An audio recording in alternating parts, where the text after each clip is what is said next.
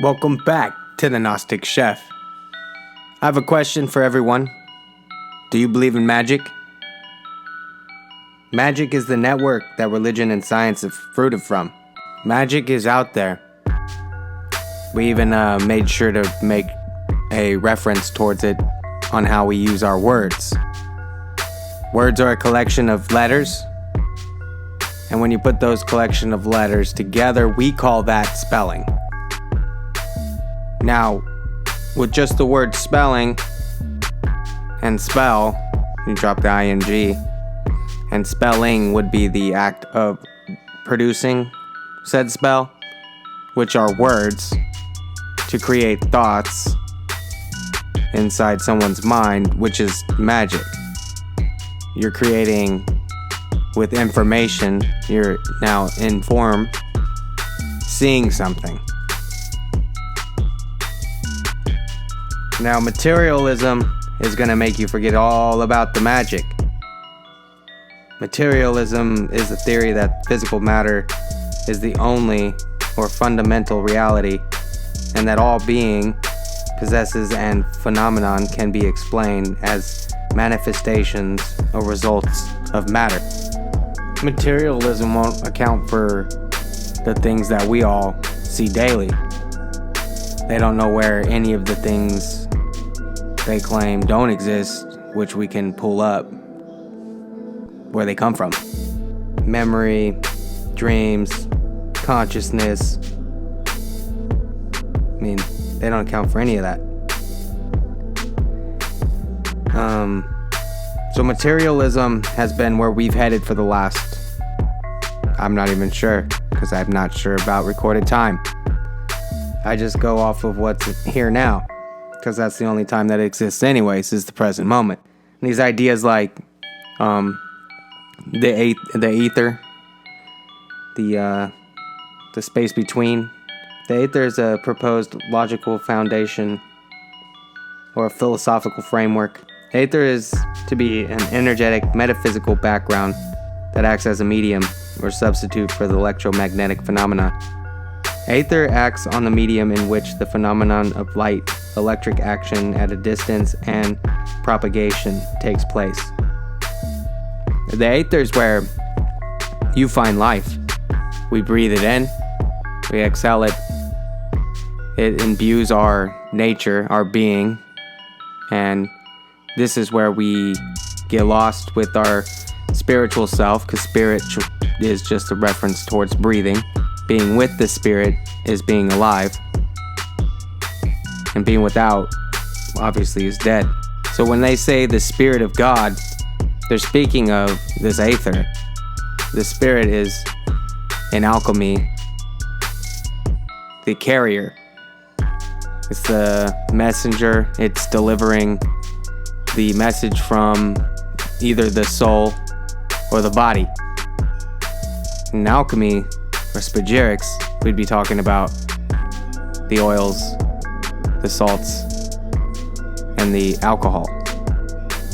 In physical alchemy, it's a whole different subject matter.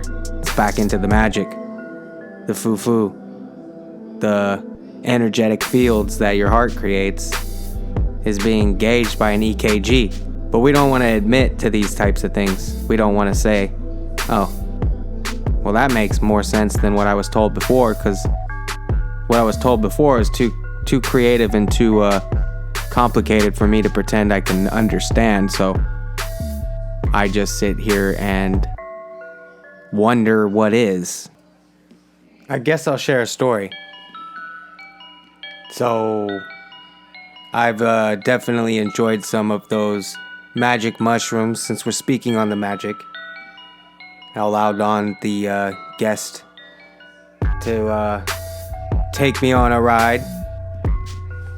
It's funny because I can remember the first time was the most eye-opening experience. Always ate enough to make sure of that.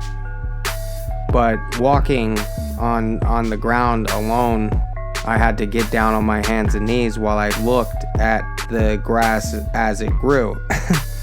I know it sounds insane, but the magic was happening there in front of my eyes. There was the energetic field. I could watch the wind come in from doors being opened, the trees in the distance on the mountains waving or breathing in what it seemed as if the mountains were breathing or expelling oxygen, and I guess what it looked as if they were breathing. Maybe they're breathing the carbon monoxide, intaking that, or accepting the energy, the photons coming from the sun through their photosynthesis. So these with other ways we need to get back to nature, including things like water. As the Bible says, the Spirit of God resides in the water, but yet we drink dead water, and it's been chlorinated and fluorinated to death, right? Take that cup of water you get out your sink, see if it does anything in a week or two on your counter. Go grab one from the stream, and you're gonna see brand new life. This is that medium as well. The water is a carrier for new life.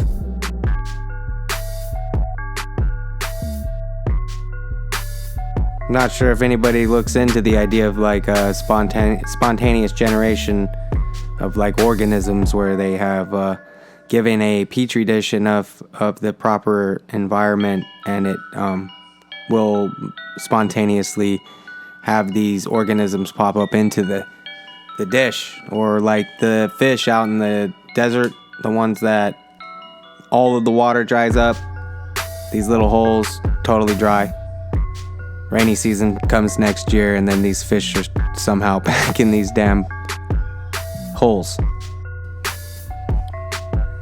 Well, I'm not really sure what else to say other than make sure you keep that magic flowing using these creative words and all. The more descriptive, the better the picture. These are all things that we can do on a practical day-to-day basis. Vocabulary is magic. Blessings to be with you guys. Appreciate your time for even stopping in. Usually don't make it to this part of the video anyway, so and the ones that do, I do appreciate it. And blessings to your journey, and thanks for stopping in.